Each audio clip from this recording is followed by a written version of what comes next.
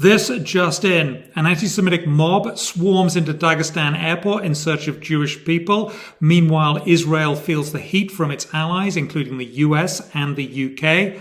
We'll have the latest analysis on what's going on in the Middle East and more. Welcome to Constable Confidential. I'm Simon Constable. Joining me today is Ben Habib. He is co-deputy leader of Reform UK. Thanks for joining us, Ben. Thank you, Simon, for having me on. A pleasure. Explain to us, what is Reform UK? What is it all about?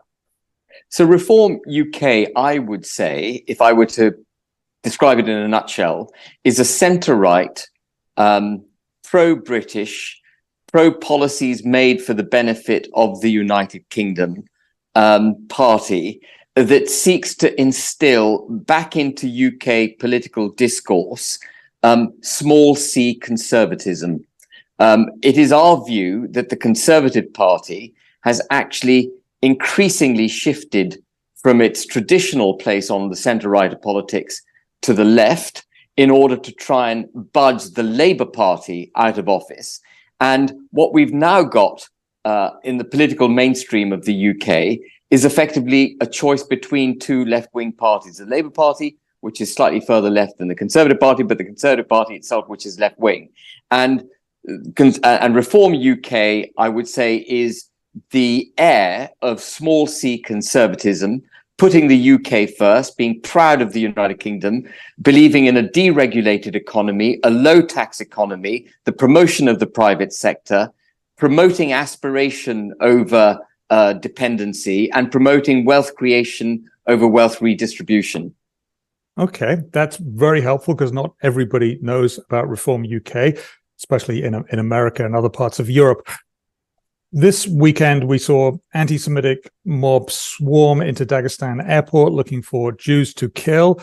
And at the same time, we've got Israel feeling the heat from its allies, including the US and the UK, saying, let's have a pause in the fighting in Gaza. What's your view on that? Well, I am broadly in favor of Israel's position. And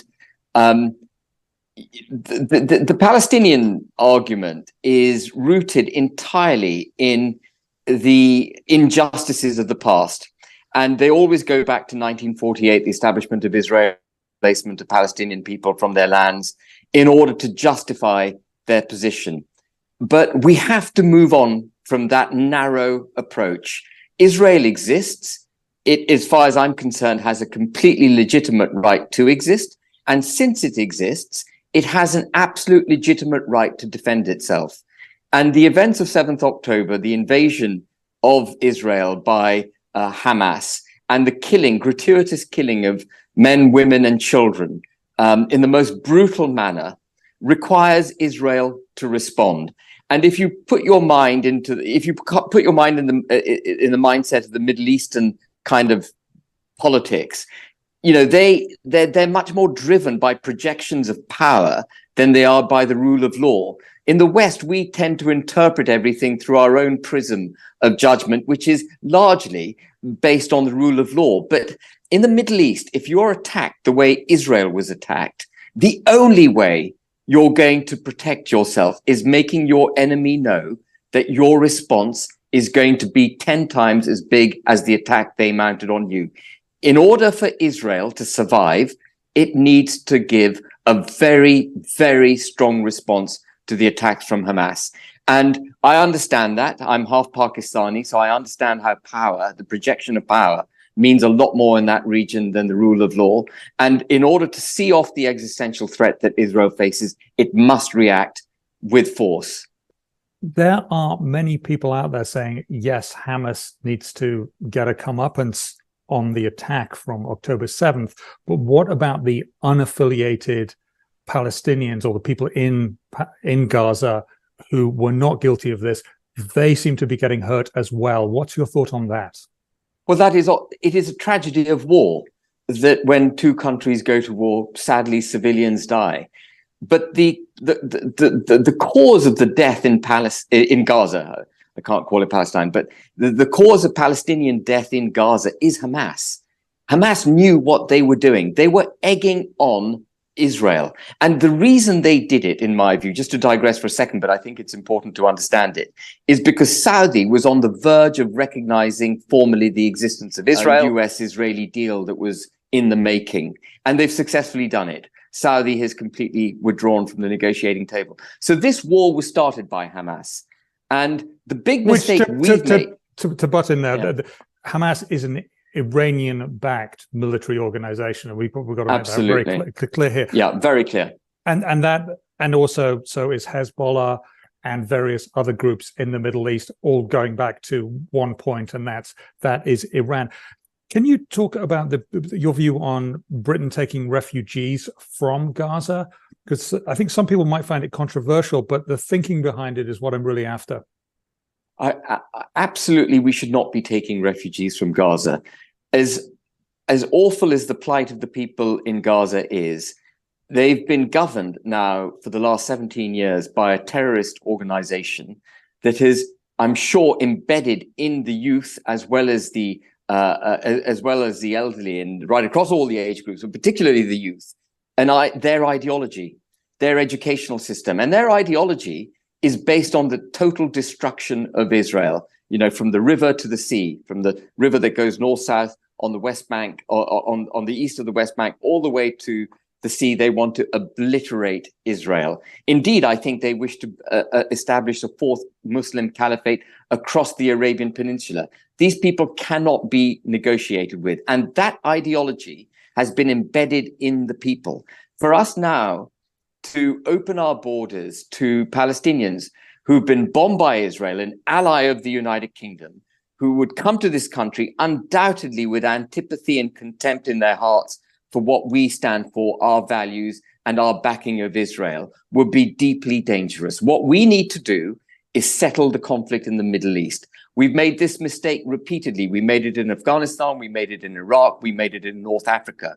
We stirred up those countries with various military interventions, and then on the back of guilt or whatever it was, we opened our borders and we've imported forces into the UK and indeed the US and across Europe, which are antipathetic to our existence. And that's very dangerous, and it would be doubly dangerous with people coming in from Gaza. Let's move on to another crisis that's happening of a different order of magnitude. The cost of living crisis in the UK is really quite awful. It reminds me of my childhood in the 1970s, which I realize is a very long time ago, but you may remember this too, when prices were going up so quickly that you wanted to buy everything now rather than wait just a week. What would the Reform UK Party do differently than the Conservative Party is doing now to fix that problem? Because that goes to the core of society, being able to feed yourself, being able to have a roof over your head. Well, the most inflationary and economically damaging policy being pursued by the Conservative government is the inexorable drive to net zero. And I don't want to get into a debate on whether or not the climate is changing and whether it's mankind that's, causing that change. But there are better ways of reducing carbon emissions. Even if you accept the narrative that carbon emissions need to be reduced, the mechanism by which we are going about it in the UK is deeply harming to our economy and causing and embedding a lot of the inflation, which is damaging people's ability to afford goods. And so we've got to get and we're talking there about very expensive electric vehicles, which people are going to be forced to buy sooner or later. That's part of the issue, right? Yeah. So, I mean, the way they're getting people to change their behavior is manifold. But to give you a couple of examples, we have something called the Clean Heat Market Mechanism, which penalizes producers of gas boilers if they don't sell a number of heat exchange pumps at the same time. And the ratchet, and it ratchets up the numbers as you head towards 2030. You've got to sell more heat exchange pumps as a proportion of total methods of heating your home as you get towards 2030. And if you don't hit those targets, the manufacturers and wholesalers of gas boilers have to charge more for their gas boilers. So they're embedding inflation, making gas boilers deliberately more expensive. They've got the same approach to internal combustion engines for cars. And this is forcing up the cost of not just electric cars and everything else, but everything in the United Kingdom. You know, right across the board, it's inflationary. And the other really awful aspect of our drive to net zero is our deciding politically to turn our backs on the North Sea and the availability of cheap domestic energy in return for adopting technologies which aren't able to deliver the requisite amount of power for the United Kingdom.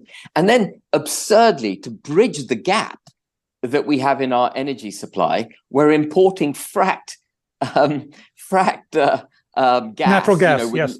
Natural from America. Gas from America, which has been liquefied at vast cost, put in ships, brought across to the United Kingdom with a big carbon emissions trailer in the process, and then converted back into gas and sold to our people at much higher prices than it would be if we'd extracted the gas from the North Sea in the first place. The march towards net zero is the most damaging economic policy. Reform UK would ditch that straight away.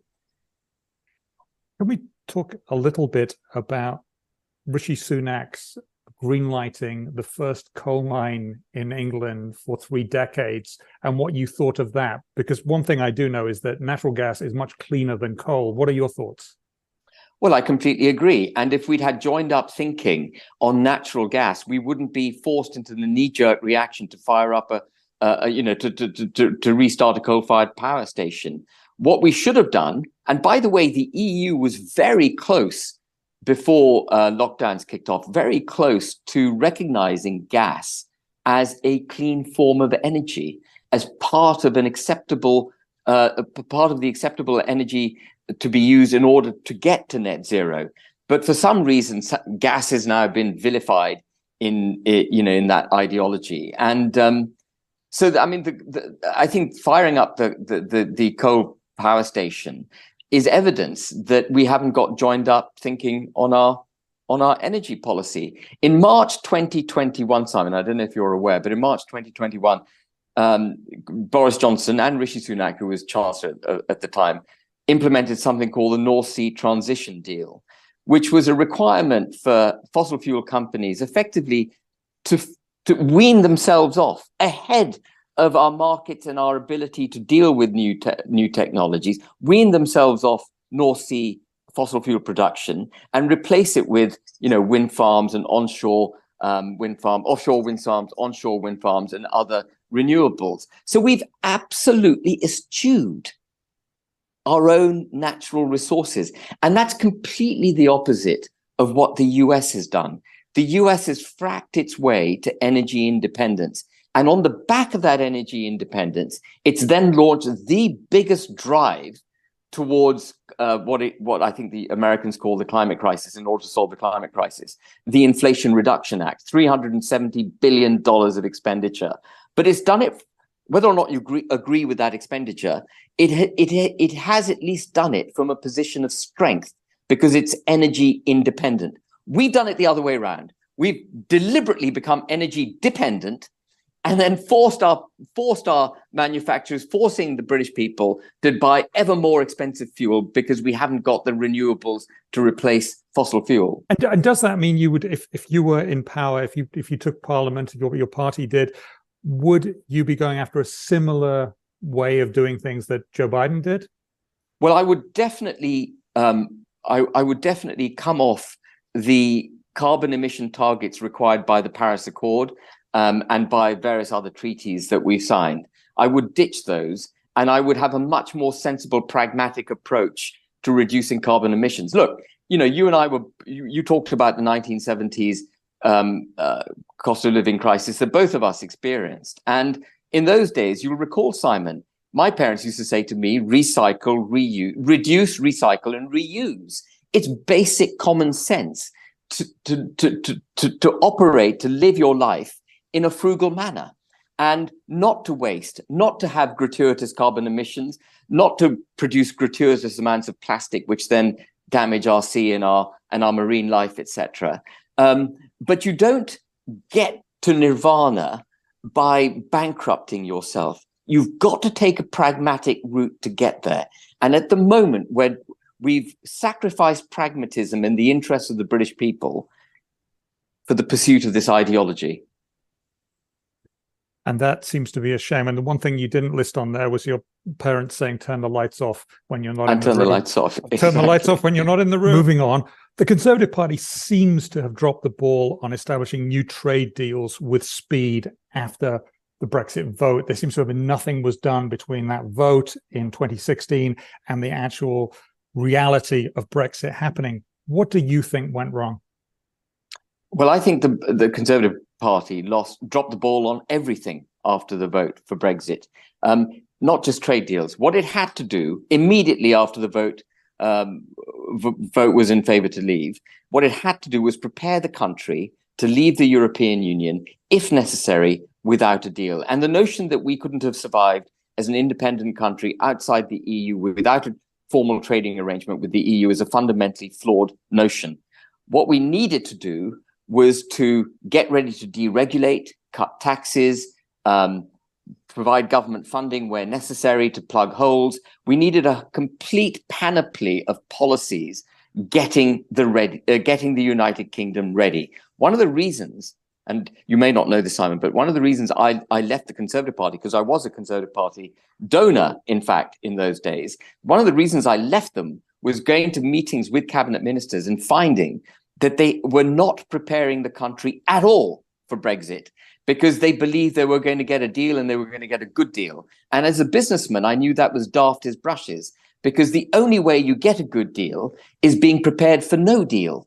And so whether or not they anticipated getting a good deal, they were absolutely obliged. Their fiduciary obligations required them to prepare the country for no deal. And they took no steps in that direction.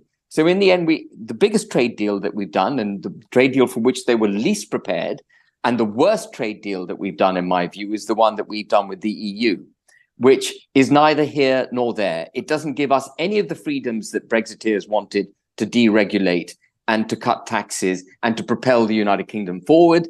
And it doesn't give us any of the really significant benefits that we would arguably have had if we'd simply remained in the EU.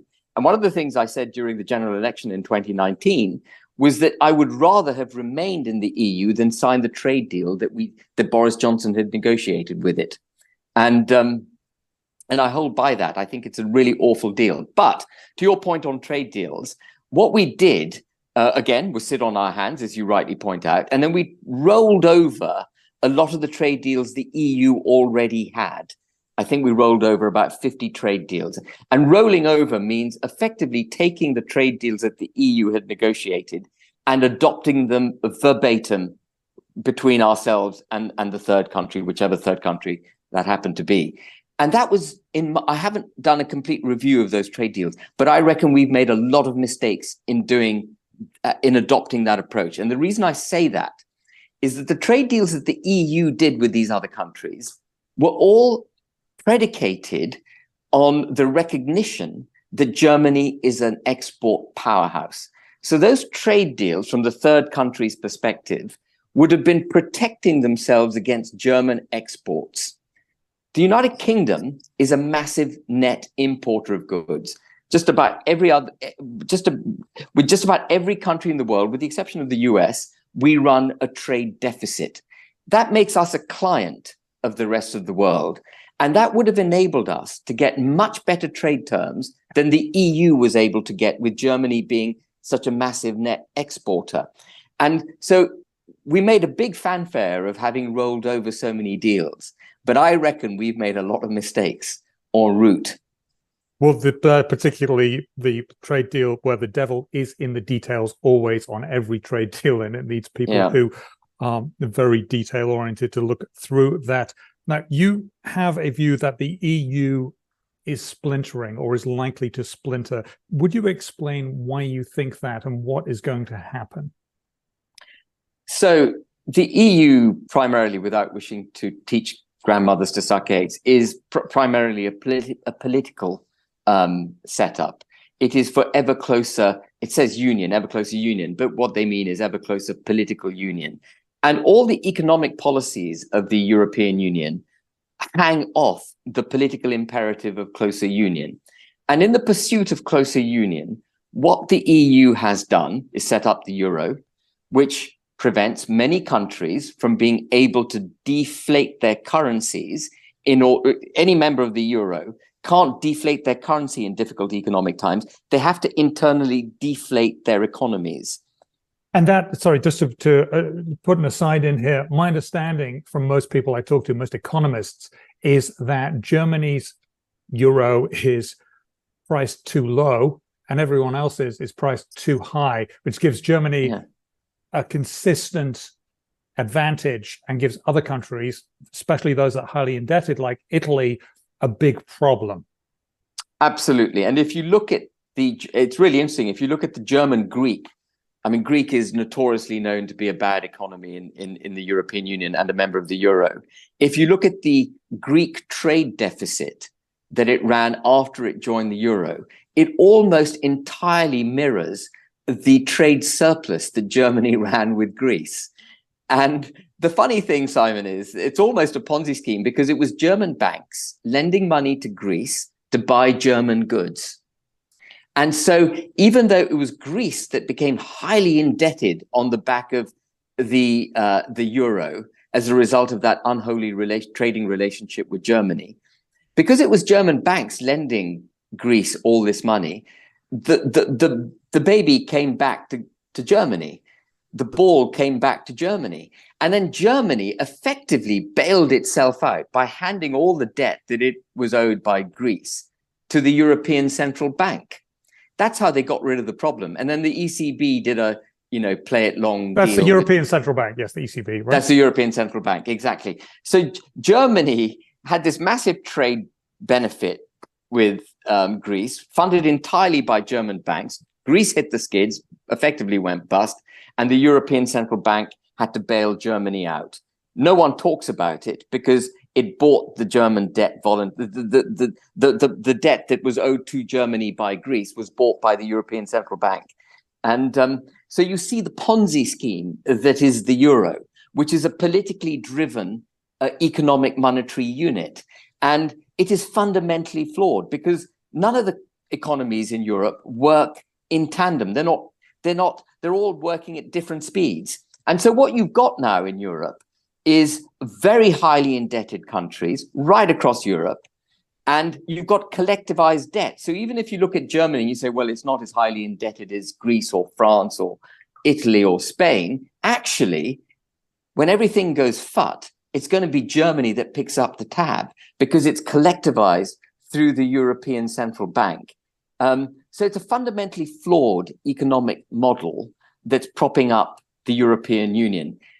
And so that's the significant the economic reason why I don't think the European Union long-term can survive. But there are cultural reasons as well, Simon. And in the pursuit of this closer union, what the EU has done and is continuing to do is hollow out nation states.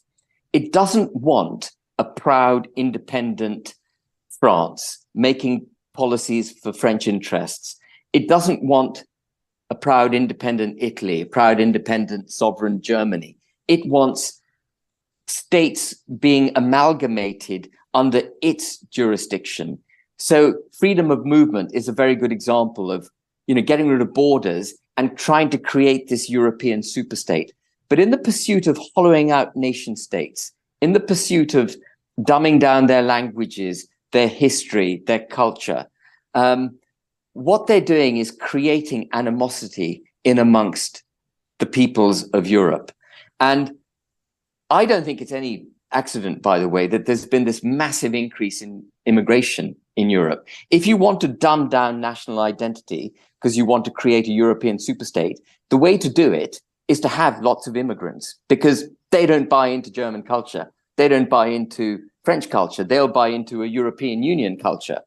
And all of this is causing schisms in Europe. You mentioned you live in France. Well, a few months ago when sadly that was the Algerian, a young Algerian was shot by police in Paris. Can't remember his name. You'll perhaps remember, Simon. But all of France was lit up with inter-ethnic violence. From Marseille all the way to Calais, there was Yes, it was, and it's quite awful. And the army and the gendarmes were out on the streets trying to contain the violence, and that is true of other countries too. Right now, we're seeing violence in the UK. Yeah, absolutely. And all of this is born out of a desire to hollow out nation states and to create the EU amalgam, and that is going to force that together with bad economics. High youth unemployment is going to cause civil strife. We nearly had that in Greece until the European Central Bank bailed it out in 2012. And it's going to cause extremes in local politics. And when you get extremes in local politics born out of grievances of the sort that I've been discussing, particularly high youth unemployment, you're going to stress the European Union. The whole project is going to come under stress. And we've already seen some of the member states pulling at the seams, wanting to go back to being more independent and more nation state orientated. The best examples being Hungary, Poland. Meloni in Italy had a go at it. But what I say to centre-right parties across Europe is it's not just the United Kingdom that needs to be a proud, sovereign, independent state making policies for the interests of the British people. In order for the UK to do well, we need France to do well. We need Greece to do well. We need Germany to do well. We want a proud France. We want a proud Germany. We don't want this amalgam. That's not right. It's not traditional. It's against the human spirit for this amalgam to be created. And I think that's the fundamental problem and the heart of the problem of the European Union. And we shall see what happens on that. Thank you very much, Ben Habib, co-deputy leader of Reform UK. It was a pleasure having you on the show. Thank you, Simon. I'm Simon Constable. That's it.